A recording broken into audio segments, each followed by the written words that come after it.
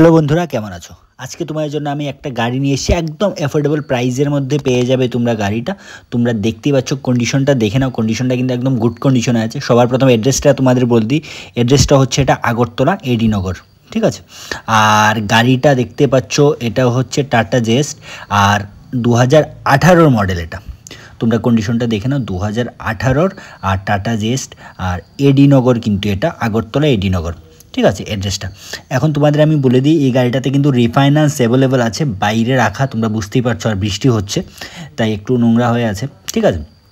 2018 এটা। রিফাইন্যান্স এই গাড়িতে কিন্তু অ্যাভেলেবেল আছে, তোমরা রিফাইন্যান্স করে নিতে পারো।